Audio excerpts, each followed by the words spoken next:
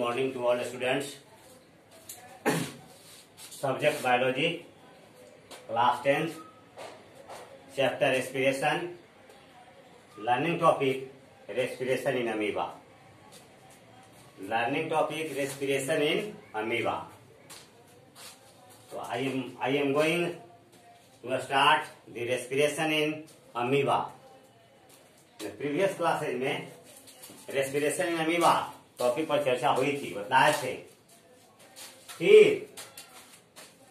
उससे आगे बतलाना है, उससे आगे उसी में बतलाना है।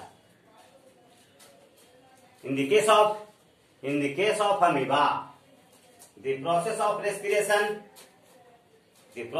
Respiration takes place according to concentration gradient. According to concentration gradient, by the process of diffusion. By the process of diffusion. Class है, ठीक?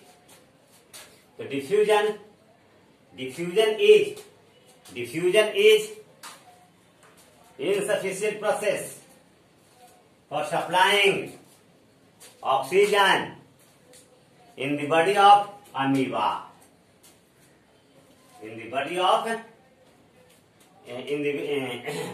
Diffusion is insufficient to meet the oxygen requirements of large multicellular animals or the large multicellular animals, because the volume of the body is so bigger than other animals. But the process of diffusion is sufficient to supply oxygen demand in the body of lower animals like amoeba. Amoeba के शरीर में process of respiration और कह सकते हैं gaseous exchange diffusion process के द्वारा होता है, क्योंकि अमीबा का शरीर छोटा होता है। दी volume of the body of amoeba is so small, so oxygen demand supplied very quickly in the body of amoeba. Okay? In the case of larger animals, bigger animals like humans, some insect, grasshopper, cockroach, and other larger animals, the volume of body is so big, so oxygen demand is very difficult for all cells. As for example, in the case of human beings, the one molecule of oxygen takes 2 or 3 years to reach lungs to toes of the human body. तो सुन लीजिए कि यह विसरण प्रक्रिया जो है छोटे छोटे जीवों में पर्याप्त है, संभव है ऑक्सीजन की आपूर्ति के लिए। उसके हर कोशिकाओं तक ऑक्सीजन की आपूर्ति छोटे छोटे जीवों में विसरण प्रक्रिया डिफ्यूजन प्रोसेस के द्वारा संभव है। लेकिन लार्जर एनिमल्स, बिगर एनिमल्स, जैसा कि बताया grasshopper, some insects, human beings में यह प्रोसेस विसरण प्रक्रिया के द्वारा अगर चाहे कि शरीर की जितनी भी कोशिकाएं हैं सभी को पर्याप्त मात्रा में ऑक्सीजन की आपूर्ति हो सके, तो यह असंभव है। Because diffusion is a very slow process, क्योंकि जो है विसरण प्रक्रिया बहुत धीमी गति से होने वाली प्रक्रिया है और हमारे शरीर में ऑक्सीजन का डिमांड हर सेल्स को इस प्रोसेस के द्वारा पर्याप्त नहीं हो सकता है। क्योंकि उदाहरण स्वरूप बताया है राइटर ने कि लंग्स से पैर की अंगुलियों तक ऑक्सीजन के एक अणु को पहुंचने में लगता है समय 3 वर्ष। तो ऑक्सीजन के एक अणु को फेफड़े से हमारे लंग्स से थ्रोट तक पहुंचने में 3 साल का अगर समय लग जाता है, तो इस धीमी गति से ऑक्सीजन की आपूर्ति बॉडी के हर सेल को होगा, तो क्या वह व्यक्ति जिंदा रह पाएगा? वो व्यक्ति जिंदा नहीं रह पाएगा। इसलिए बताया कि फर्स्ट पॉइंट नोट करता हूं कि डिफ्यूजन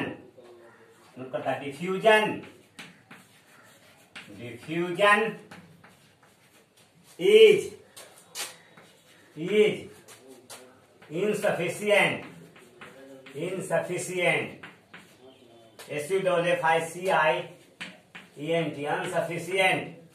for larger animals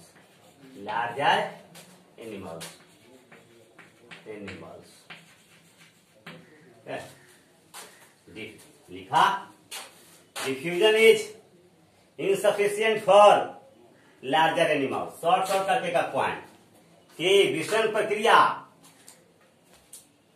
बड़े शरीर वाले जीवों के लिए पर्याप्त नहीं है, संभव नहीं है।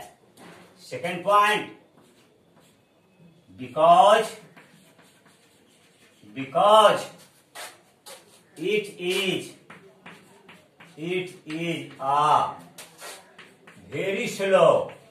is a very slow process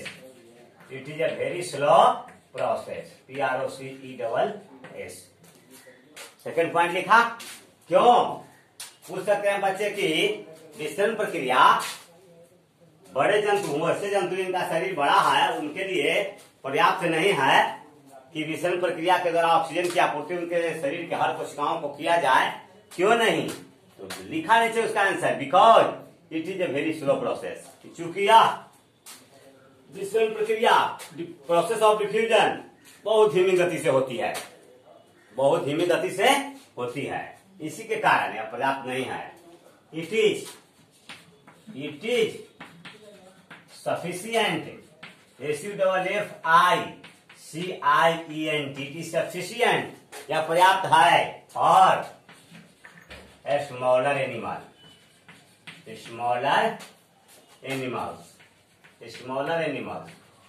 whose body is small, whose means जिसका, whose body size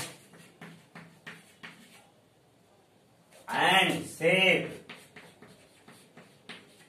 are small। लिख दिए इसमें, इट इज सफिशिएंट या प्रोसेस, डिफ्यूजन प्रोसेस पर्याप्त है, किसके लिए पर्याप्त है? फॉर स्मॉलर एनिमल, छोटे छोटे जीवों के लिए पर्याप्त है। कुछ बड़ी size and shape are small, जिसमें जीवों का शरीर, आकार, आकृति, आयतन, वॉल्यूम में उसमें शामिल कर सकते हैं। आकार, आकृति, वॉल्यूम, आयतन, ये सब कम होते हैं। और जब ये सब कम होंगे, कौन, ये जो लिखा हूं ना, साइज, शेप, वॉल्यूम सब कम होंगे, छोटे होंगे, कम होंगे, तब क्या होगा है ना, कहता कि तब होगा कि oxygen reaches all the cells very clearly, or it take a very small time to reach all the body cells। तो इसीलिए लिखे हैं कि it is sufficient for smaller animals, या डिफ्यूजन प्रोसेस पर्याप्त है, संभव है छोटे जीवों के लिए जिनका शरीर का आकृति, आकार, आयतन बहुत छोटा होता है। Then oxygen supply and removal of CO2 takes place very frequently in smaller animals like amoeba, paramecium, planaria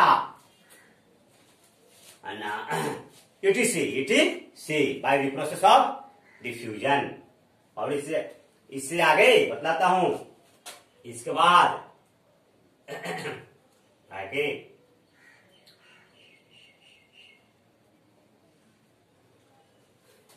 human blood, उसकी चर्चा तो मैं किया है। Human blood contains a respiratory enzyme, human blood contains a respiratory enzyme. Respiratory enzyme बच्चे पूछ सकते हैं, what do you mean by respiratory enzyme? The enzyme which is responsible for respiration, the enzyme which is responsible for respiration is called respiratory enzyme। Okay? So human blood contains a respiratory pigment called hemoglobin। Globin. Haemoglobin पहले भी चर्चा किए थे haemoglobin का। Haemoglobin HAEMOGLOBIN, haemoglobin respiratory pigment जो श्वसन प्रक्रिया में जीवों को मदद करता है, लार्जर एनिमल्स को। इसे देखिए कैसे बना है, ऐसे बना है, ग्रीक वर्ड GR, ग्रीक, दो ग्रीक वर्ड से बना है। HAEM, हीम, हीम मीन्स होता है क्या, आयरन, हीम मीन्स आयरन। और ग्लोबिन है, ग्लोबिन, ग्लोबिन बराबर type of protein, A type TYPE, A type of globular protein, globular protein, A type of globular protein. कैसा प्रोटीन, तो ग्लोबुलर, अंडरलाइन कर दिया। जो इंपॉर्टेंट जैसा लगता है उसको अंडरलाइन कर देते हैं। तो आप याद करिएगा कि हीमोग्लोबिन ये type of respiratory pigment which is helpful to carry out oxygen and removal of CO2, and it has ability to trap atmospheric oxygen and removal out of CO2, बतलाया, बोला। इसको आगे चलिए। हीमोग्लोबिन को जो डिफाइन करके बता रहे थे, ग्रीक वर्ड या दो वर्ड से बना हुआ है। हीम मीन्स आयरन, ग्लोबिन लिखे हैं टाइप ऑफ ग्लोबुलर प्रोटीन, एक प्रकार का गोलाकार प्रोटीन है, गोलाकृति का, और ग्लोबिन प्रोटीन, ठीक। तो कहता है कि human blood contains a respiratory pigment called haemoglobin, बतलाया है, अभी बताए हैं आपको, which carry the oxygen from the lungs to all the body cells very efficiently। चलिए, कहता है कि अब इसका जो है ना इसका फंक्शन किसका, हीमोग्लोबिन का, कि क्या काम करता है, बतला बोले थे कि हीमोग्लोबिन है एबिलिटी या tendency to trap atmospheric oxygen और रिमूवल आउट ऑफ CO2 और कंटेंस कहता है कि trapping atmospheric oxygen. Haemoglobin is present in red blood cells, और ये कहां पाया जाता है, हीमोग्लोबिन रेड ब्लड सेल्स में पाया जाता है। आरबीसी कंटेंस हीमोग्लोबिन, आरबीसी में, रेड ब्लड सेल्स में। वी विल नाउ डिस्कस, कहता है कि we will now discuss the process of breathing and respiration in some large animals like earthworm, fish and humans. चलिए अब तो बतलाते हैं। अब है रेस्पिरेशन इन अर्थवर्म, बतलाते हैं। रेस्पिरेशन इन अर्थवर्म लिखता हूं, रेस्पिरेशन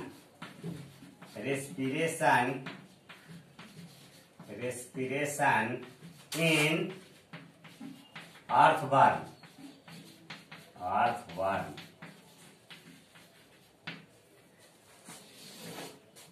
केचुआ में श्वसन की क्रिया कैसे होता है, तो बतलाए थे आपको, बतलाए थे। और ऑर्गेनिज्म में और रेस्पिरेटरी ऑर्गन बहुत 2 क्लास 3 क्लास या 4 क्लास पहले प्रीवियस क्लासेज में बतलाया था। एक तरफ लिखा था एनिमल्स और दूसरी तरफ रेस्पिरेटरी ऑर्गन्स। तो यहाँ केवल बतलाता हूं कि यहाँ एनिमल्स हो गया अर्थवर्म, इसका साइंटिफिक नेम है फेरेटिमा पस्थुमा, एक बार और बतलाया हूं। और इससे इसका रेस्पिरेटरी ऑर्गन हो गया moist skin, thin moist skin, THIN, moist MOIST, moist, skin SKIN, skin. याद रखने के लिए इस तरह से बतला रहा हूं कि अर्थवर्म ऑर्गेनिज्म हो गया और इसका रेस्पिरेटरी ऑर्गन हो गया थीन मॉइस्ट स्किन हुआ, ठीक। तो इसी बताता हूं आगे। In the case of earthworm the process of respiration और breathing takes place by moist thin skin, moist thin skin. ठीक, तो लिख देता हूं एक line. The process of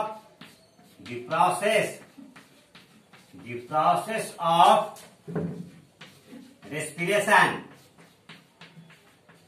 the process of respiration and breathing performed by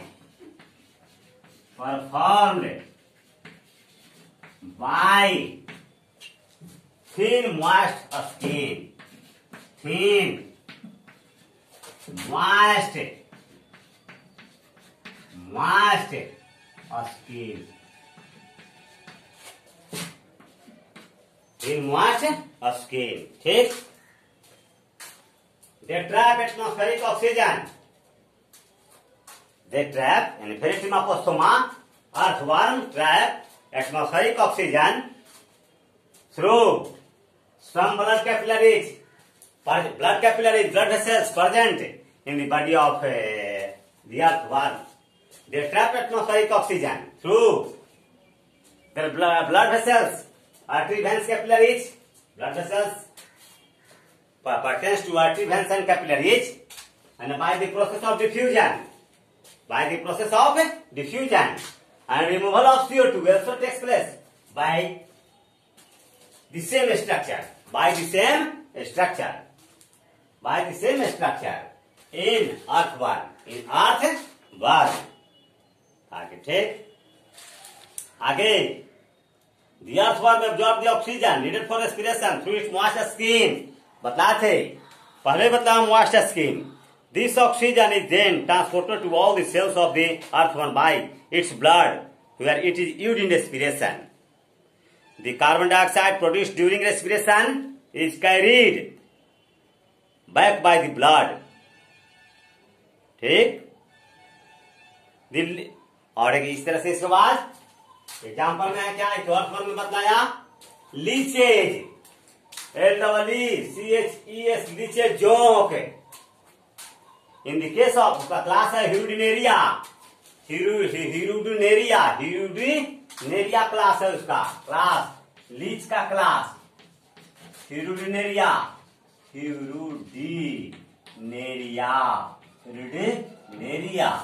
scientific name Hirudina granulosa,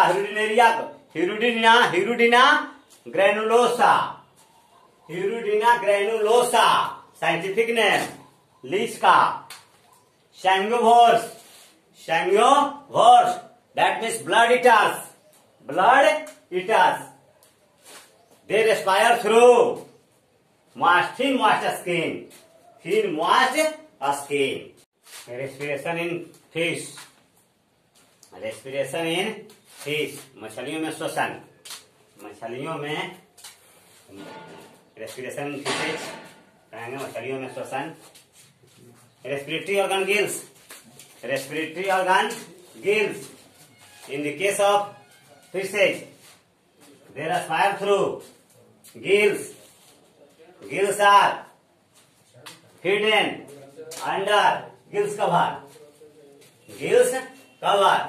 और upper column और by upper column. When water molecule passing through the surface of gills, they trap dissolved oxygen present in water. When water molecule passing through the surface of the gills, then oxygen molecules trapped by gills. Gills are made up of blood vessels.